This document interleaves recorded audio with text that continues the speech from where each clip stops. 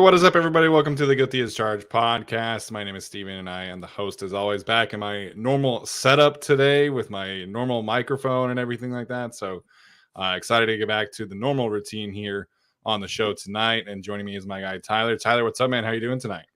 I am doing great. I feel like the last couple of weeks, things just so much was happening, but now it's like we're close to training camp. Things are picking up. I kind of have a wedding on the way too, so all's looking good. Kind of have a wedding on the way in 2 weeks from now. Yeah, something like that. Just that little thing, that little detail in the next couple of weeks. So 1 week at a time, though. We take it 1 week at a time. We work as a yes. team, focus on the week ahead. Yeah, 100%. I love that. So got a fun show planned for you guys tonight. Excuse me as I mumble through the words here, but we are going to rank the 10 most important Chargers for 2023 success.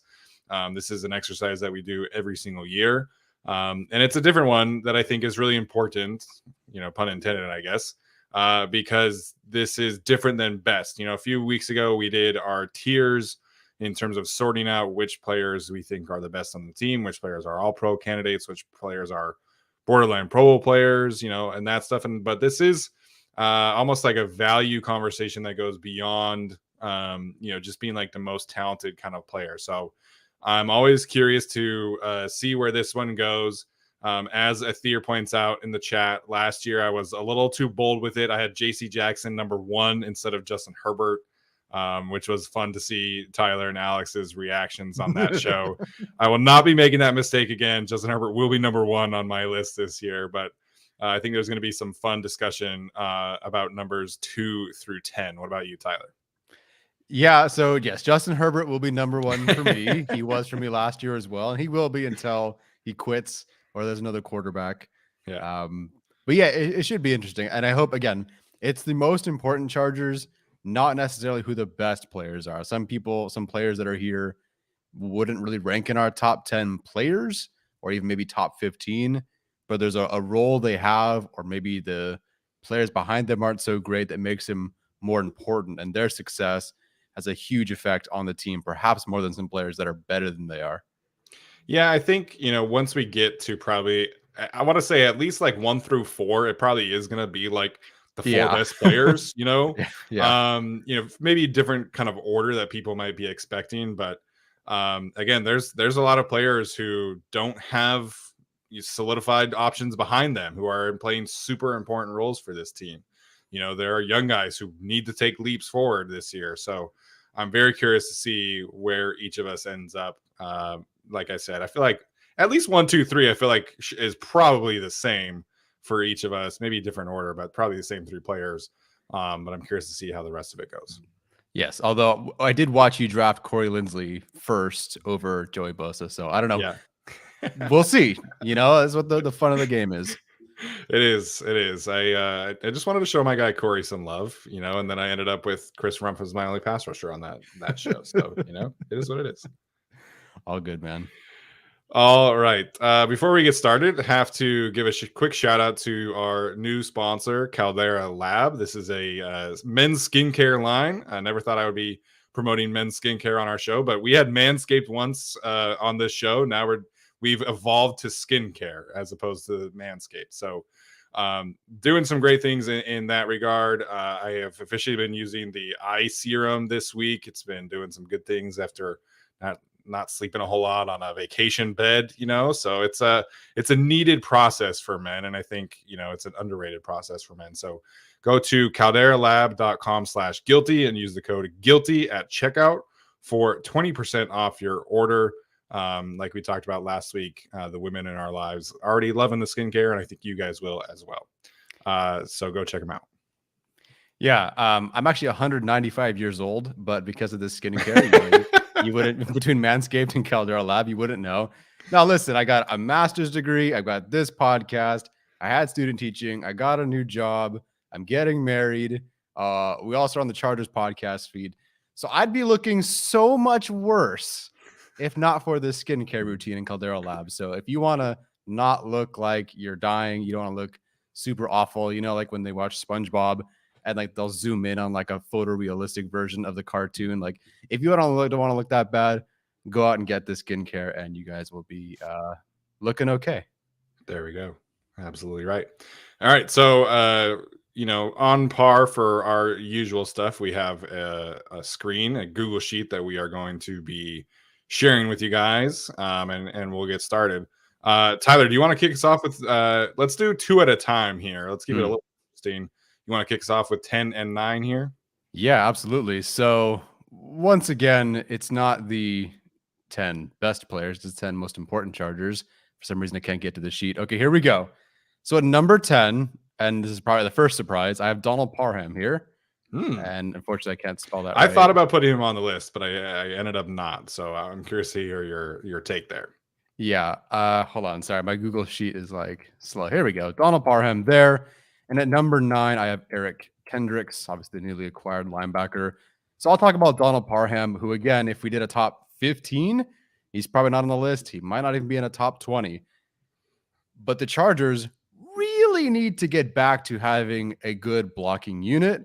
And I don't know if you guys noticed, even just looking at Pro Football Focus's run blocking grades, Gerald Everett and Trey McKitty at this current moment, and I think Everett through most of his career, are not great at blocking. And the Chargers, like, if Donald Parham goes down, and we've seen him go down, the difference between what they can do as a blocking unit with him versus without him is pretty dramatic.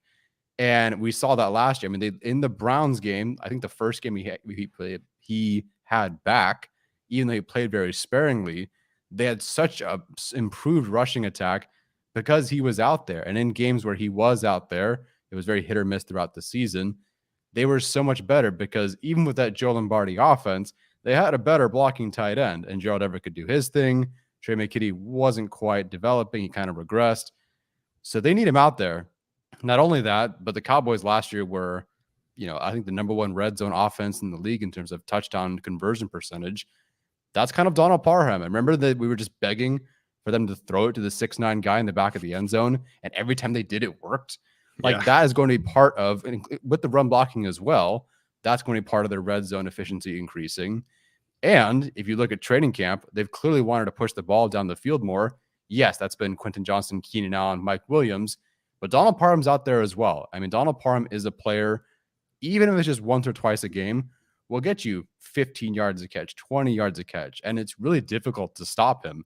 So is he the best tight end on the team? Not necessarily, maybe the best two-way tight end, but he's a player that is really critical to this team, to this offense. Without him, I don't know what the blocking unit would look like for the Chargers. What do you do with Gerald Everett? I think there's maybe a little bit you can do behind the line of scrimmage. He blocks somebody else on the backside. I don't know. Trey McKitty has not really shown a whole lot. Stone Smart is a converted quarterback. No offense, but not an inline guy. Mike Gesicki, who I was really, thrilled about. And I think he could develop. He's a converted wide receiver. Hunter Campmoyer, they really haven't figured out an official role for him. And he's never really officially been in the lineup. If you don't have Donald Parham out there, things dramatically change for your offense. And maybe they could fix that by just having a 6th offensive lineman out there. So maybe Donald Parham, that's why he's not as important. But for right now, it is critical for him to be out there. So I think Donald Parham, again, not the best 10 players on the team, but I think he's definitely one of the most important. Yeah, I'm going to get to Eric Kendricks later, so we can talk about him later. But Donald Parham, I think, is an underrated choice here. Like I said, I thought about putting him on the list, but I had this debate about young players who need to take some leaps and things like that, and so I ended up leaving him off. But I went back recently and watched the 2021 film of the Chargers to primarily study Rashawn Slater again. But it was impossible not to notice Donald Parham making impact as a blocker. And, oftentimes him and Slater were next to each other, creating these massive rushing lanes for Austin Eckler and the rest of the Chargers running backs that year, Justin Jackson and players like that. So this is part because, like you're talking about, just who's behind him. We don't really know what that's going to look like. Trey McKitty was at tight end U with Travis Kelce and all those guys. And I think he deserves to be applauded for taking that extra step, but we don't know if he's going to take that extra step or not. We know that Donald Parham is an established, reliable blocker, and they don't really have that beyond him. So I agree with him being on the list, although I do have him a bit lower. So, the 10 and 9 spot for me was honestly like the hardest spot for me because I couldn't decide who I wanted to leave on, who I wanted to take off the list. And ultimately, there's, I think it's impossible not to have Keenan Allen on this list. So Keenan's going to be higher on my list, but what to do with like Quentin Johnston, Mike Williams, I think is a super interesting debate for this specific topic. And so ultimately for me, I am putting Quentin Johnston at number 10. Mostly because he offers a skill set that the Chargers don't have anywhere else. It was the same kind of thing. Like, I think you could have made an argument for Jalen Guyton being one of the 10 most important Chargers last year because he just gave them something different. And I think you can kind of replace Mike Williams' role with Quentin and Josh Palmer. There's nobody else on the receiving core who can do what Quentin Johnston can do. So for me, he's going to make the list. I'm curious to see if he makes yours or not, but I wanted to show him some love there. And then number 9 is going to be Zion Johnson. Nice. Not to say that he is, there's a lack of depth behind him, because I feel like you feel okay with Will Clapp and Jordan McFadden. And, the Chargers are apparently really high on Zach Bailey, according to Daniel Popper. But Arjun has talked about this. The leap that guards make from year 1 to year 2 is generally very significant for, first round, second round kind of players. And Zion was really, really solid for the Chargers last year. There were definitely some rough moments in terms of just individual losses. But something that I talked about all season long was they made him the focal point of their rushing attack because they didn't really have any other choice to. And he was awesome when him and Trey Pipkins were both healthy. They were an awesome duo. And so now you get Zion Johnson next to Rashawn Slater. Zion goes back to his natural spot, potentially taking another leap. And I think like we kind of know what the Chargers offensive line is across the board. But if Zion comes in this year and potentially takes a significant leap forward, I think that elevates the Chargers offensive line to new heights that, Trey Pipkins being healthy all year simply cannot. So this is, I think, more of a ceiling debate for me. And I wanted to include Zion because like I mentioned, I think right now the Chargers, if they stay relatively healthy along the offensive line, their worst case scenario is like a solid group. But if Zion takes a leap forward into that like top 10 guard range, which I think is realistic, that can take the Chargers to an elite group where people are starting to talk about the Chargers as, hey, maybe this is a top 5 offensive line in the league. And so I think that difference of the margins that Zion could potentially bring to the table, for me, makes me put him on this list. Yeah, so I was curious where you would go, because you talked about young guys needing to take a step forward or take a leap forward. And I was looking at my list and I'm thinking, I got a lot of old guys on here. So it's definitely an interesting way of looking at it, because our lists are now, I'm pretty sure, going to be very different. Yeah. Because I don't have Zion Johnson on there. And I don't have Quentin Johnston on there. Okay. Related to Quentin Johnston, I was definitely thinking about that too with Mike Williams. Is that so? I do have Keenan on my list, and he's the only receiver. Yeah, he's the only receiver that's going to be on my list. Oh my gosh, I forgot Austin Eckler. I just forgot Austin Eckler. Okay, well, I can make that change on the fly. Yeah, you haven't put it out there yet. Take somebody off. We'll edit that out of the live feed. Yeah, no one will ever know. Anyway, with Keenan Allen, I think he's almost like Quentin Johnston in the sense that like he's kind of, I think, uniquely him, even though people could say that Josh Palmer could be him. I think Josh Palmer could be more Mike Williams. And like I said, Quentin Johnston definitely fits ish in a way, sort of more Mike Williams than Keenan Allen, if I had to pick one of the two, even though the comp I think is not that great. So I understand leaving Mike Williams off and Johnston on. Zion Johnson I don't have on my list, but the way you were describing it made me kind of rethink the whole thing. Like you said, the 9th and 10th spots were so hard because it was like, how do you leave some of these guys off? Like Quentin, Mike, Zion would have been like that 11 and 12 honorable mention sort of thing. So yeah, I think Zion Johnson, I only thought about him as his own individual self, but you bring up the point of him being the focal point of the run game. And I assume, especially with that move to left guard, that he's certainly part of that with Rashawn Slater. So that's a good point that I didn't consider. Yeah, a question from Ryan here that I think is important too. He wants to know, could Sawyer have a similar ascension even though he doesn't have a year of guard under him? Um, I mean, Jamari Sawyer was a top 5 guard in that. I graded him as a guard. He was Yeah. recruited to Georgia as a guard, so I think that's going to be a more natural transition than some people are assuming. That being said, I don't think he has the same kind of ceiling as Zion at guard. There are some athletic limitations to Jamari's game that Zion simply does not have. And so I think Jamari Sawyer's floor is very, very high, and that creates a very stable situation for the Chargers at guard long term, which should get people really excited considering, the 2010s that the offensive line that we all had to watch is in the 2010s, which was usually bad. So Jamari has a very stable feeling to him.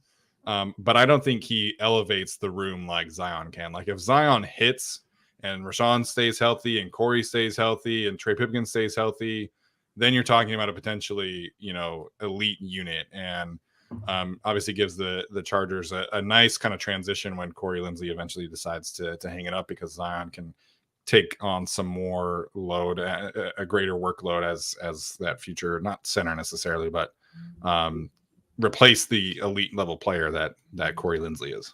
Yeah, and I hope that people do see that there is an ascension with Jamari Sawyer, even if he's kind of just good.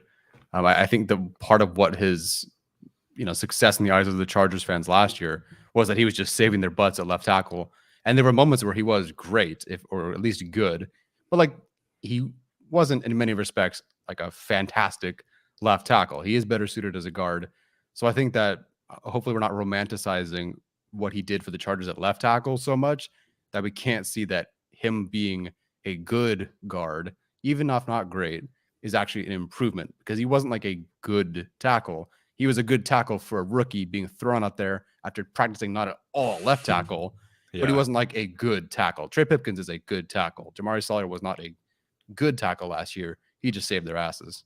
Yeah, 100%. I agree with that distinction for sure. All right, Tyler, who is 8 and 7 for you? Okay, well, number 8 is going to be Austin Eckler. I'm definitely doing this on the fly, so I can bear with me. Making some changes. Yeah. Austin Eckler is going to be at number 8 for me, and at number 7, you can move him all over the place, but I would say Michael Davis, I think, slots in about here for me. I think Michael Davis would be even higher. I think I had him as a top 3 or even 2 Charger last season. But Michael Davis, there is Asante Samuel Jr., there could be JC Jackson. So I think that he's maybe not as critical, even though he is their best corner right now. But yeah, Michael Davis, when Michael Davis went down in the third quarter of that game against the Jaguars only had 7 points. The next 24 points they scored were once Michael Davis went down. Not that they only targeted the guy that Michael Davis was covering. Not that that's the only reason they scored 24. But you really did see that the Chargers had a great defense and a great plan with Michael Davis. He goes down. Jaguars go touchdown, touchdown, touchdown, field goal, win it. And that's what happens when Michael Davis left the game, unfortunately. So I think he deserves a spot on this list, because you literally saw when he went down, even with Asante Samuel Jr. on the field, even with Joey Bosa out there, Khalil Mack out there, when Michael Davis went down, everything collapsed for the Chargers. And maybe that's not every single game. It's only one game that really happened in. But still, like last year we saw, you put, JC Jackson was in against the Broncos. They would run up and down the field, no problem for the Broncos. Michael Davis comes in, things settle down. Suddenly you have a good defense. So I just think that Michael Davis is such an important piece for this team. And he is CB1. I know there's still some argument that Asante Samuel Jr. is CB1 in the eyes of some fans. There's not a single number nor piece of film that I can point to that says across the entire season, Asante Samuel Jr. is the CB1 for this team. It is Michael Davis. He's the best corner on this team. Yeah, he is. I don't think that should be a debate at all anymore either. So, and this is something I pointed out on Twitter the other day. Michael Davis was their best run defending corner too. On top of being their best cover corner, he was their best run defense corner last year. He's taken some crazy good, impressive strides as a run defender since his early days in his career. So the Chargers corners were a bit tough for me to place because I had JC Jackson number 1 last year, and I was like, I don't really know what to do with JC Jackson this year, because like in my brain I've just kind of treated him playing well this year just just like, hey, like this is just kind of a bonus. Like, I don't know if I would place him more important than Michael Davis. So it's a tough balance. So I actually had Austin Eckler in the same spot as you do after your corrections. Like I think Austin Eckler is the narratives around Austin Eckler within the fan base have been kind of toxic, honestly, throughout the whole season. And now people are trying to say that he's like not a good running back. That he's like I saw a take the other day that he was like not even a top 20 running back in the league. And I'm like, this is what are we doing today? So I think 8 is kind of might seem a little harsh for him, but the Chargers also do like they have a really good roster, and I think they have some more important pieces ahead of him. So it's tough to really place him lower than this because we just don't know what the Chargers have behind him. I think Joshua Kelly showed some really good signs last year, but we don't know if he's really able to be a true legitimate number 2 running back. Isaiah Spiller barely saw the field last year, and that's the running back room. Like Larry Rountrey's 4, so Austin Eckler, like he has to be on the list because they don't have any other legitimate options behind him. But also like I think people just kind of forget the kind of player that he really can be when used properly. Like I think you watch the 2021 tape when the Chargers were all healthy, Eckler's lining up out wide. He's lining up in the slot. He's being a jet sweep guy. Like people should be excited about getting him back into that kind of creative role. And I think he'll thrive with that role. I don't think he's going to score 18, 20 touchdowns again, but I think we'll see him be more explosive in 2023 than we have previously. So he has to make the list. Excuse me as I hit my microphone. Number 7 for me. Again, this is kind of where I got a little bit kind of who do I place where. Me and you were messaging previously about a certain player who's going to be on my list later, but this is ultimately where I'm going to put Eric Kendricks. So not too far off from where you are. Obviously, this Eric Kendricks is kind of the off-season move that the Chargers made, right? Like he was the big, quote unquote, big upgrade. And whether or not you think he's an upgrade over Drew Tranquil, Kaiser White can be up for debate. But what I will say, if you look at some statistics on PFF, Eric Kendricks shines pretty greatly especially in terms of run defense. So in terms of wins above replacement, Eric Kendricks in 2022 was 22nd in the league. Drew Tranquil last year was 68th, which I think is, wins above replacement can be kind of a hit or miss statistic depending on what position you're really looking at. But that's a pretty noticeable difference. Eric Kendricks was 16th in PFF's run defense grade, and Drew Tranquil was 77th, which I think is a bit harsh for me. The biggest difference, though, in terms of PFF statistics is that Eric Kendricks was 15th in average depth of tackle last year at 3.3, and Drew Tranquil was 40th at 4.9. So that's a pretty drastic difference that is quantifiable. Like that's not about somebody's opinion. That's not about watching a grade. Like that's a legit, like this is a hard statistic over the course of the season. And I think that matters. I think that really helps the Chargers run defense if Eric Kendricks is able to play at that level. So do I think Eric Kendricks is the 7th best player on the team? No. Do I think he's like a legitimate upgrade over what the Chargers have had previously at linebacker? Not really. I think Kaiser White is probably 2021. Kaiser White is I would prefer that option over Eric Kendricks, honestly. But he's kind of the guy that they chose to come in and solve things and solve the communication and bring more leadership. And he's also got to tutor Kenneth Murray, right? And bring the best out of Kenneth Murray. Like they are placing a ton of responsibility, value, leadership on Eric Kendricks' shoulders. And they don't need him to be like elite, but they need him to like come in and make a pretty drastic difference in the run defense. I've talked about this before, and I will later on. Everybody kind of places the run defense problems at the shoulders of the interior defensive linemen. I think that's wildly unfair. I think a bigger problem was linebacker play. I think a bigger problem was edge play. And the Chargers are essentially saying, hey, Eric Kendricks, come in and solve this problem. And that's, to me, that's important. Like he has to be on the list because of what they are going to ask of him on a week-to-week basis. Yeah, this is the first time I can remember, certainly in the Staley era, where they go, okay, like you're the linebacker, and that's kind of it. Like, okay, they obviously feel better about Kenneth Murray than maybe we as fans do, I would Yeah. assume, although they didn't pick up his 5th-year option. But with Kendricks, it's just like, if you don't work out, we don't really have another plan right now to fix things at linebacker. Maybe Murray takes a step forward. Maybe Henley is the steal of the draft. Maybe your 2 special teamers are excellent. I don't know, but we don't know. We do not know. There's nothing about the film, the stats, anything that suggests like if Kendricks goes down, Kenneth Murray's going to hold it down for 14 games in a positive way. I don't know. There's nothing about Henley. Granted, I think he's a good player, but he was a rookie 3rd-round pick, and it's going to take some time as a converted safety as well. And there were some things on film in college where it's like, yeah, he's still learning how to play the position. And so do I think he can come and step and be that guy? No. And granted, you're getting to depth at this point. But, for every year, it's even with Kenneth Murray last year, it's like, okay, he's going to take that step forward because he's less off the field issues, not related to his decisions, but the passing of his brother. He won't be injured. So he's going to take that step forward. Or, the previous year, well, at least we have Kaiser White, Drew Tranquil, Kenneth Murray. Like, we're feeling good. Or even last year, again, we had Kyle Van Noy. This year, it's just Eric Kendricks, and that's it.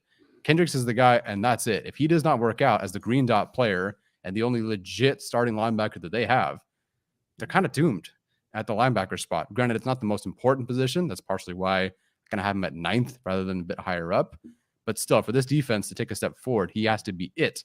And if he's not, or if he gets hurt, this linebacker core is doomed. Yeah, I think that's another thing to take into consideration. Like, I think, previously it's always been like in 2021 they had Kaiser, Tranquil, and Murray, so they could afford to have like a legitimate competition. Sure. And if one of those guys went down, they knew that they had a solid. I mean, not knew with 100% certainty because who knew about Kenneth Murray at that point? But they felt like if one of our linebackers go down, we have good legitimate depth there. Mm-hmm. This year, if that happens, we've seen them be patient with rookies. Like, I don't think it's going to be automatic that Deion Henley would be that guy. I think he should be, but what if they feel more comfortable with Eamon Ogbongbemiga taking that step forward and being the leader and being the communicator and being the middle linebacker than they do with Deion Henley?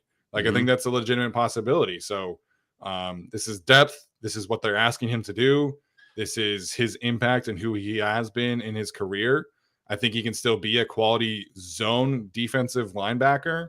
He's not the same kind of man coverage linebacker that he used to be, but run defense is his thing. Like, that's the guy that the Chargers need him to be this year in order for them to solve a lot of their issues against the run this year. Because we talked about this on Twitter today with the Blob man.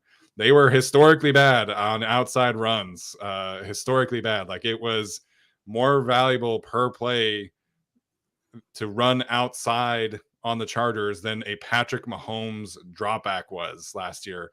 The MVP of the league, best player in the league, was less valuable, added less points per play than running outside against the Chargers. Like, think about really how bad you have to be for that to be the case. And yes, some of that is going to be the edge play, but Eric Kendricks is a big part of that as well. And so this is just kind of everything comes together. Eric Kendricks for me, a no-brainer on this list. That's the worst thing I've ever heard. that's the worst stat I've ever heard in my life. When he sent me that thing, I was like, wait, what's this red line up here doing? And it's like, oh, Patrick Mahomes per dropback. I was like, Patrick Mahomes dropback, Chargers run defense. I was like, cool, awesome. And to be fair, it's outside the edges. It's not total run defense, which I guess is an important distinction. Yeah, I guess if it were a run up the middle, I would 2-15 season, like whatever. I don't even care. We're doomed. Wow, that's that ain't a great stat. I missed that one, but thanks for sharing. Oh, I thought you saw that one. I'm sorry. No, I saw all the other ones, but I had missed that one. My goodness. Oh my goodness. Bobman does great work on Twitter. You should definitely follow him for stuff like that. Yeah, MidPJ is awesome. Follow the Blob man. He's great at getting back against other fans or narratives. Yeah. Like, I don't know where he pulls it from because it's immediate, but as soon as there's some sort of narrative out there, he's got a stat that he's churned from something. It's fantastic. Follow him at MidPJ. There you go. All right, Tyler. 6 and 5. Who you got? I'll pull up the list. Okay. Number 6, this is where I got to add him. I don't recall if I had him in the top 10 last year. I think I did. But Keenan Allen goes here for me. And at number 5, I'm going to put Derwin James. Even though they're probably SOL if Derwin James gets hurt, I think the next 4 guys are also that same sort of thing. With Derwin James, I felt like because they have a combination of other defensive backs, not safeties, but I guess the corners, maybe they can kind of make some things work. Again, Derwin James is probably a top 3 player for this team, but I feel like there's enough in the secondary where maybe things can work if he does go down. But still, top 5 most important player, certainly a top 5 best player. And then Keenan Allen for me at 6. It's just different with Keenan Allen on the field compared to really anybody else. When Keenan Allen's on the field, we see it, we know it, we've heard it. Herbert feels better. He is better. He looks better. He's more confident. Keenan Allen is still their best wide receiver. And what they almost had last year going before he got hurt, and you even kind of saw glimpses of it as he was coming back from a catastrophic injury, there was something really special about to happen. And unfortunately, he got hurt in the first game, and it sucked. But if you watch training camp, it was like offense couldn't move at all. Keenan Allen for 15. Offense barely goes anywhere. Keenan Allen for 15. And they were actually trying to push the ball with Keenan Allen too. So now you put him with Kellen Moore. I mean, this is like Keenan Allen's had a lot of really solid seasons, but this is potentially, if he stays healthy, the season he's going to have, because I think this really suits, or it's going to suit what he can do. Yes, they have a lot of other players to throw the ball to, but I think with Keenan Allen, you're going to find the ways to attack down the field more, in the red zone more. Without him, this team is just, it's not the same. This offense is not the same. You could throw Quentin, Josh Palmer, Mike Williams out there, Austin Eckler. It's just different. When Keenan Allen is out there, Herbert's just significantly better. I mean, think of the clutch plays last year. I mean, against the Chiefs, yes, Keenan Allen did fumble, but then after that, there was that huge bomb to Keenan Allen. And I mean, yeah, Mike Williams probably could have caught that, but that trust that Herbert has to just throw it and Keenan Allen to go get it, it's just something that he has, and that relationship that they have is just so different. I mean, against the Raiders, he's got a scramble drill, so he just throws it down there, and then Keenan Allen goes and gets it. Against the Dolphins, they needed to convert. It goes to Keenan Allen. Against the Cardinals, they needed to convert. It goes to Keenan Allen. I mean, he's just so important for this team. And I think in some ways, he moved up my rankings last year by his absence. Yeah, I think that's fair. And I have him around the same spot that I did last year. But even in that Seattle game where he came back and he was very clearly like not healthy still, you know, the Chargers ran stick like they always did last year. And Keenan Allen converted a third down, right? To keep that first touchdown drive open. And then later in the red zone, they did a stick nod concept. So they had Keenan running stick over the middle, and then Mike Williams was kind of running a nod towards the end zone. And Keenan Allen was like 3 defenders around him and left Mike Williams one-on-one. Easy money, right? Easy touchdown. And so just like the gravity of Keenan Allen, I think is a really understated thing. We've talked about him before, but he was a top 5 receiver still in terms of his production in the back half of last season. Like he's still going to be an elite producer. Whether or not people kind of view him as that is another story. But for the Chargers, yes, 100% he makes the list. He's going to be 5 for me. So kind of similar spot for you. Number 6 is somebody who kind of like looking at certain splits. He forced his way onto this sheet and pushed some people out that I was not kind of expecting. So that is Mr. Austin Johnson, the Chargers defensive tackle. So again, I mentioned the run defense splits that we just talked about in terms of the outside run stuff for Patrick Mahomes EPA versus the Chargers running outside. But if you look at weeks 1 through 9, when Austin Johnson was healthy, the Chargers were 17th in the league in run defense success rate. 17th. Imagine if the Chargers were 17th for the whole season long. We'd be having a very different conversation about where the Chargers would be right now. 17th. Like we've talked about this before. We're not asking for an elite run defense. If we knew with 100% certainty that the Chargers could be 17th in run defense, we'd all be fucking thrilled. It'd be amazing. So weeks 1 through 9, when Austin Johnson was healthy, they were 17th in run defense success rate. After he got injured in weeks, so that would be weeks 10 through 18 plus the wild card, they were 29th in run defense success rate.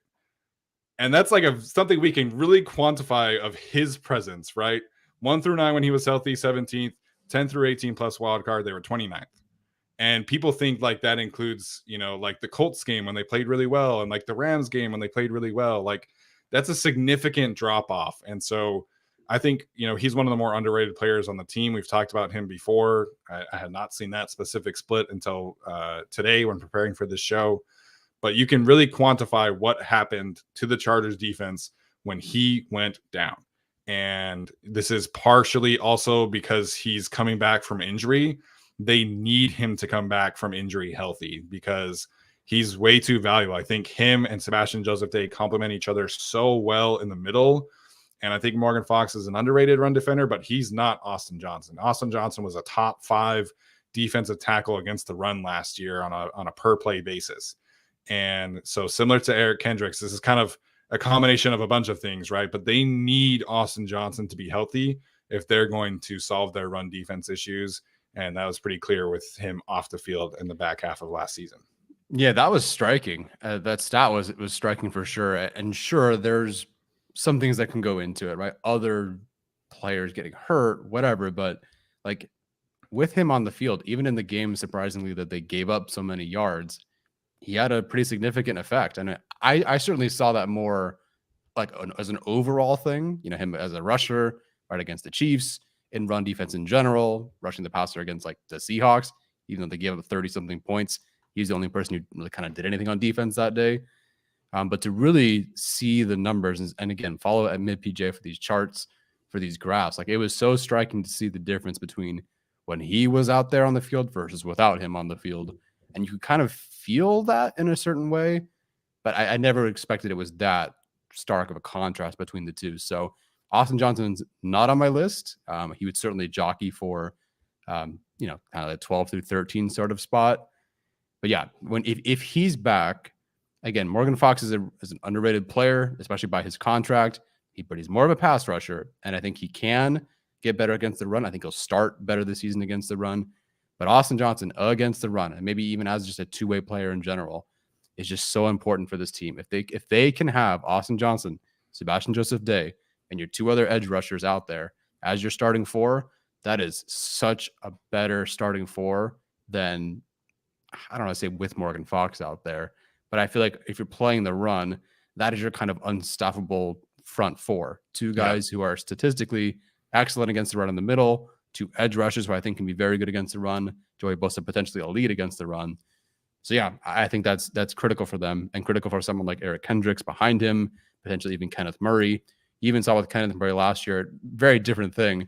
But like when Braden Fajoko was out there and just being the nose and just doing the dirty work, you could tell there were some games where Kenneth Murray was like, oh yeah, I can see like against the Colts, he was able to work a bit more downhill and looked so much better. So if Austin Johnson can be that for the linebackers as well, I think it's a very, surplus multiplier kind of effect.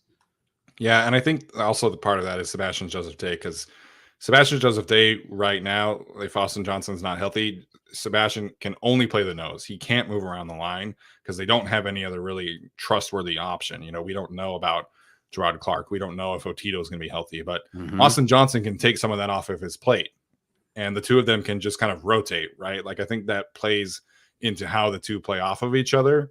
And it just makes things easier on everybody because it just gives them more options, more flexibility up front. So in terms of his recovery, Ryan asking about it, I think he seems like he's on track. Like he's running and he's jumping and doing things like that. But we won't really know until training camp when we get like eyes on these players. There's so many guys that are coming back off of injury who we're not even like talking about tonight. Yeah. But we won't really know what it's like until we see them at training camp and how involved they are. What kind of percentage are they working under? Are they taking rest days frequently? All that stuff is going to give us more insight than right now. But for right now, like everything we hear about Austin Johnson seems like he's on track. I don't know how much we're going to see of him, honestly. What's kind of the point? I mean, he's been with the team. I think he's generally got the playbook. He was excellent when he was healthy. Yeah. They're just going to kind of let it run like right out. He's not playing in the preseason unless they need to get him some game reps because he's recovered. Yeah, it's just like a conditioning thing, I think. But you can do that in practice. You don't have to do that in the game. Yeah, I don't think we're going to see much of him. So hopefully it's working out. Yeah. All right, Tyler. Let's each pencil in Justin Herbert at number 1 just to get that out of the way. Okay, sounds good. We can I mean, I, certainly I was talk gonna about put Xander him. Horvath, but fine. Okay, so let's separate this here. Who's 4 for you, and then we'll do 3 and 2 on their own. All right. So fourth for me is going to be Lindsley. I think that potentially you feel okay-ish about Will Clapp as a backup, or I guess if they move some other guys around, um, you could consider Zion or Jamari or whatever. But I think the depth behind him isn't great, but I think as far as depth goes, it's solid. And then the next one, well, I won't talk about the next one. Never mind. But Corey Lindsey's number 4 for me.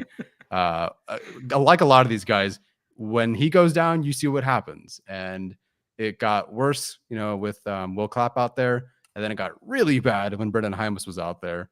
And then Corey Lindsey comes back in. The offense looks great. Yeah. So there's just so much that they rely on him for. He's still an elite player, top 4. Honestly, I think, did we put him as a all pro category? We did, our rankings. Yeah. So I think of the 3 players we put in there, Corey Lindsey was one of them. So yeah, definitely one of the best players on the team. Yeah, all pro tier makers. When we did that a few weeks ago, we had Slater, Corey, and Derwin. I think were for sure all pro guys that we each had. He's not on my list tonight, which I realize is really Corey Lindsley. No, he's not. I know. I couldn't fit him in, man. I couldn't do it. But I love Corey Lindsley. Like, if I had to redo this, I think I probably would put him on here. But you have to leave people off. Like Michael Davis isn't on my list. JC Jackson was number 1 last year for me. He's not on my list this year. It's tough, man. Like, I think the Austin Johnson thing really got to me, and then the Eric Kendricks stuff too. So we make decisions, we leave guys off. So Corey Lindsley's not making it, but I think the difference is this year the Chargers have a better offensive coordinator who has shown that he can handle that kind of loss. I think Will Clapp is a bit underrated on social media, and the Chargers have a better situation around him. You have Zion and Jamari theoretically should be better than Matt Filer and Jamari, and it's all in theory. So I think if Corey Lindsley misses time, I think they're in a better spot than they would have been last year. So again, I love Corey. I think he's one of their 3 or 4 best players, but he did not make my list. Well, that's just your opinion, man. Second year of me not getting flamed for my list, I'll tell you that much. I'm sure that's not going to be a super popular take, but it is what it is. Yeah, all good. I mean, listen, you have watched a lot more Will Clapp film. You watched a lot more lineman film. And you do believe in Will Clapp as a backup too. Actually, talking about having a better coordinator and adjusting, that's actually partially why I left Zion Johnson off my list, because I felt like because of Kellen Moore, you could kind of mitigate for some of those losses where it's not as catastrophic. Yeah, and that's another thing here that I'm talking about is we know what we have in Corey Lindsley. Like, if he plays, we know what the Chargers are getting from him. But if Zion comes in and plays at a high level, top 10 guard level, that elevates the Chargers ceiling. We already know what it is with Corey. Zion's the one who can take it to new heights, I think, which is why I have that difference there. At number 4 is where I'm going to put Derwin James. So you have him at 5. I have him at 4. The JT Woods bit is certainly scary here. I think you could really make an argument for Derwin being second on this list. The way the defense functions without him is it's not the same. You lose so much versatility. But the guys ahead of him, I think, play more important positions. And I think we're going to have the same 2 here. I don't know. We'll see. I don't have Corey Lindsley in my top 4, and you do. So we'll see how it goes. If you don't have these 2 players at 3 and 2 in some order. I'm pretty sure I do. I mean, unless you're going to put Khalil Mack in the top 3, I don't know. But I think we have the same 2 here. Yeah, I think we do. Derwin James, please stay healthy. I said that Raheem Lane would be a training camp breakout star and that he could eventually down the years be Adrian Phillips. But I'm not saying he's Derwin James Jr., and I'm definitely not saying he's that right now. They don't have anything close to that. Granted, they didn't last year either, but still, it feels worse this year than ever. So, yes, please, Derwin James, please stay healthy. Yeah, I mean, we talked about this when we ranked him. There was there was a part of the season where he was their second best edge rusher last year. um, and he's a safety. So most versatile player in the league. Again, I think he's an all-pro surefire player. So love Derwin. Okay, number 3 and number 2. I'm pretty sure we have the same 2. So why don't you kick us off?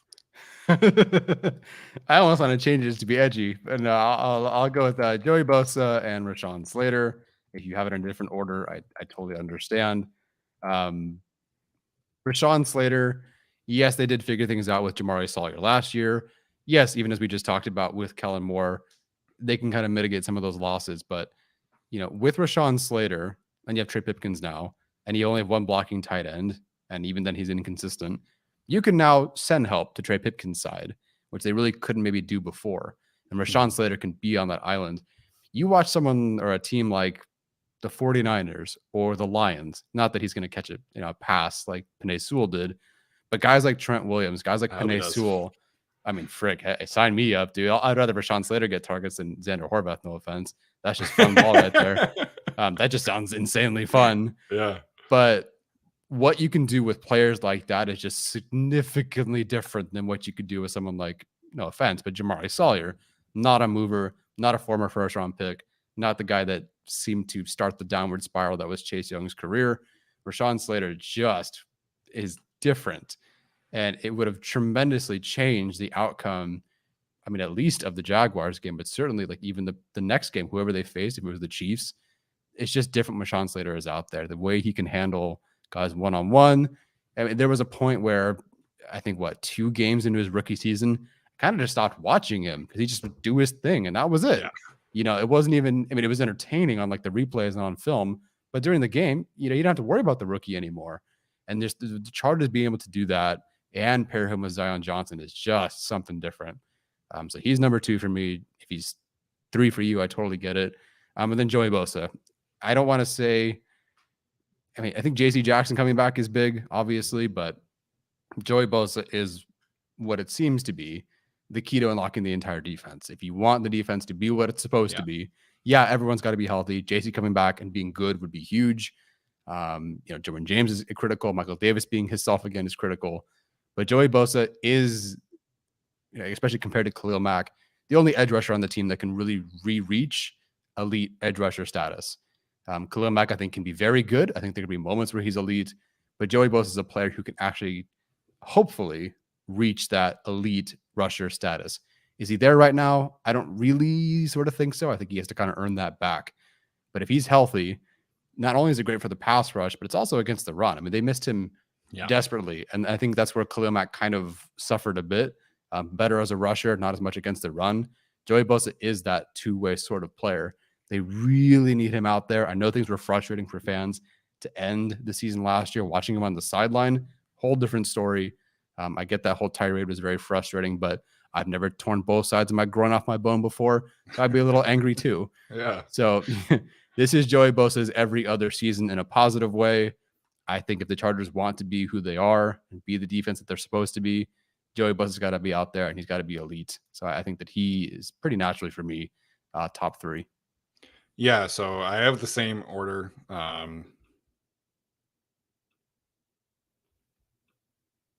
me just copy and paste that real quick. So in terms of like stacking up the 2 of them, like I think the difference for me really is like, okay, if Rashawn Slater misses time again, we're talking about Foster Sorrell, maybe you kick Jamari back over there. I don't love that situation. If Joey Bosa goes down again, at least you have Khalil Mack. We like Thule.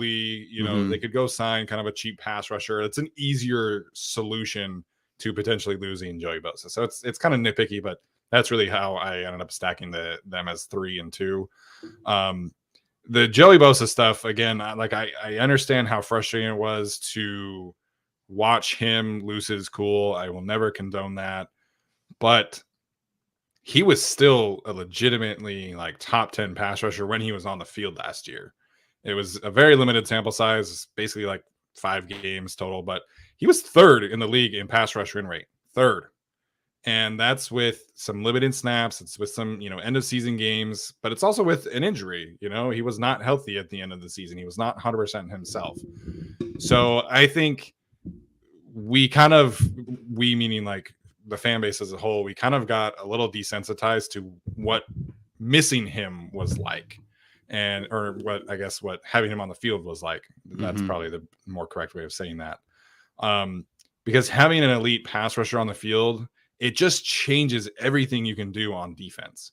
It changes your ceiling. It changes the amount of ways that you can close out teams. It changes so many different things for the Chargers. We just talked about the outside runs, and like Kyle Van Noy played really solid for the Chargers down the stretch, but like that was a big issue. You know, we feel great about Thule, same kind of thing. But Joey Bosa is an elite two-way edge rusher, and having him on the field just changes so much for what the Chargers can do. I was listening to the Athletic Football Show, and they did this episode a couple of weeks ago about how many star players, what kind of formula do you need to like really be a Super Bowl contender. And one of the things that they mentioned was having a pass rusher who can wreck games on his own and close out games on his own. And I don't think that's Khalil Mack at this stage of his career. Like truly like down to down basis, like wrecking games. I don't think he's that. I think you can have specific moments. I think you can be really solid across the whole season. But if the Chargers are going to reach their ceiling, then Joey Bosa has to go on a heater. And I think he's capable of doing that still. You know, we've seen him have those 9, 10, 11 pressure games. We haven't seen that from Khalil Mack in quite some time.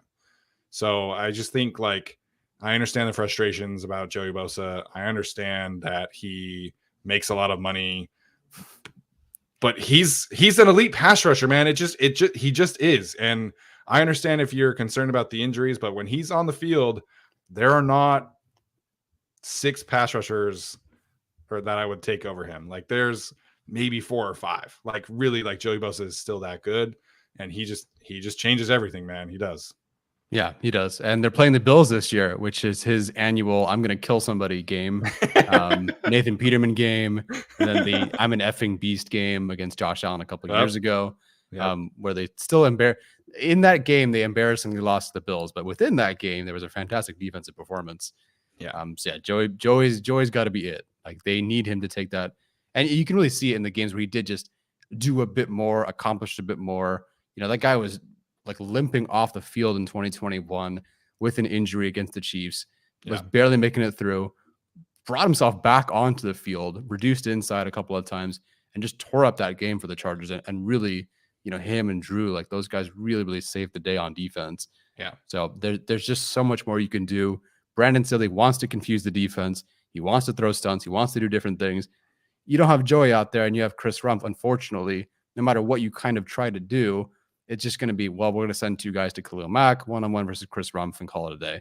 Or Thule, I guess, at this point, until proven otherwise. He's a very important player. It was tough to leave Khalil Mack off the list, though. I know people are talking about Khalil Mack. Very tough to leave him off the list. He fits in the top 10 best players, just not maybe most important, which still sounds kind of weird. And I think also like his leadership, you know, is definitely important to like the culture that the Chargers are building. But just getting kind of back to Joey, like he led the league in strip sacks in 2021. Like, you know, you get those 8 fumbles from him. That's a completely different defense than what the Chargers had last year. So again, I understand he doesn't put up a ton of sack numbers. I understand he makes a lot of money and he kind of threw a temper tantrum, but like there's just not many other players in the league that are better at what he does. And you're talking about like Micah Parsons, Myles Garrett, his brother, TJ Watt. That's like kind of it, like that are like definitively better than Joey Bosa when he's on the field for me. So I understand the frustrations, but the Chargers need him, man. Like I think, you know, you can make an argument 1 through 5 for me of like any different order right here, right? But Joey Bosa, I think his floor for most important Charger for me is 3. Like I really think him. I think he does so much for this team that goes unstated, because last year, whenever a team would double team Khalil Mack, that was kind of it. And if they were like, if we have enough blockers to double team him and double team Morgan Fox, that was it. The Chargers were not winning any other way. So Joey Bosa just changes so many things. He takes pressure off of so many people on the defense. And I think he covers up a lot of warts that were very clearly exposed last year. Yeah, praying for health. If he goes down, Unless Thule shows up in a big way or Khalil Mack has some sort of outrageous year like that, that's kind of a couple of game sort of killer there. And the Chargers schedule is too difficult to not have him out there, not have him out there being good. Like it's going to come down to the wire against the Chiefs. It's going to come down to the wire against the Bills, the Ravens, the Patriots, the Cowboys, the Dolphins. Probably, a lot of these games are going to come down to the wire, and you need him to close things out. There were so many games at his peak where it was like, man, we just need one play. And now recently it's kind of been Derwin James, but before it was really just Joey Bosa being that last guy to close things out. I believe in 2020, like Justin's rookie year, Herbert's rookie year, that game against the Chiefs, like they were driving. I think Joey had 2 separate plays back to back to really pressure Mahomes and force them to kick a field goal. I mean, they ended up winning, but instead of forcing a touchdown, they at least forced a long field goal. They still won, but that's kind of the effect that he can have. Yeah, and I think people will move on from all of the frustrations once they see him on the field and healthy and wrecking shop as always. Yeah. So yeah, Rashawn Slater also super important. Like we talked about, I think he's the best player on the team. Obviously, he doesn't play quarterback, but to me, just he provides such a stable feeling back there at left tackle, like you were talking about. Now you can send help to Trey Pipkin's side as opposed to Jamari's side. So similar to Joey, I think he has that same kind of effect. Like it just, that you don't have to worry about that left side. Like I went through 8 games in 2021 and like the only edge rusher that gave him problems was Myles Garrett. And like, if that's your floor man, like if Myles Garrett is the one who gives you problem and nobody else, I think you have a pretty good left tackle over there. So yeah, I think he's going to put up some special numbers this year. Someone in the chat, I think we weren't completely bad without Slater. Yes and no. Like it's not even necessarily that they were bad with Slater, although they could have been better. That's kind of the thing. Like maybe they weren't bad, but they weren't great. And it's the greatness that you can attain with Rashawn Slater that I think is the difference here. Not just that they weren't bad, but they weren't great and they could have been. Yeah, like the simplest way of quantifying these 3, right? I think Slater is a better left tackle than Bosa and James are at their position, as crazy as that sounds. And also, I think the drop off is at least more significant between him and Joey Bosa. Obviously, we talked about Derwin's drop off, but Derwin plays a less premium position, even if he is kind of like the glue that holds the defense together. Yeah, definitely. All right, so. Apologies to Corey Lindsley. I love him. I wanted to get him on the list, but we all make decisions sometimes. Yeah. Quickly from Thomas Martinez before we close out. With how often the Chargers play close games, neither of you include the winner of Hopkins versus Dicker. Ignoring the specialists. How dare you? Yeah, I mean, kickers are important, but although it seems like with Ryan Ficken, you can get to your 3rd one and still be successful. I still think Hopkins is winning. I was surprised to see Daniel Popper suggest that as well. But we'll see. I'm happy with either, and I trust Ryan Ficken either way. If we're being completely honest, I think the most important specialist on the Chargers is Josh Harris, not the kicker. I mean, cool. They paid. I don't know how to quantify how important he is. He certainly was a stabilizing force. Like I don't think I want to see what it looks like without him. But the operation was solid. So yeah, sure. Josh Harris. He's the tone setter, Yes, definitely the tone setter. All right. So that's going to do it for us today. I appreciate everybody for tuning in. We'll be going live again on Saturday as we usually do. And then we're not recording the Charter Show on Tuesday like we usually do, but it is going to be published on Tuesday for the 4th of July. So make sure to check that out while you are grilling, swimming, golfing, boating, whatever the heck you are going to be doing to celebrate the 4th of July. We will have an episode up on the Chargers feed that day. Tyler, any other thoughts before we close out? Nope, man, that was fun. I certainly didn't expect. I'm still a bit shell-shocked by the Corey Lindsley not being on there after you took him so early. After I took him with my second pick. Yeah, so hey, it takes away the hate and criticism for me. So I appreciate you doing that. That's why you're welcome. Happy to fall on that sword, I guess. At least I didn't have JC Jackson at number 1 again. I learned from some of my mistakes, I guess. That's true. I can't wait to see Corey Lindsley at number 1 next year then. Yeah. We're going to have a drastic overcompensation for him. And JC Jackson will be like number 2 probably after he balls out this year. That's positive. I love that. All right, you guys. Thanks so much for tuning in. That's going to do it. We'll see you next time. As always, bolt up.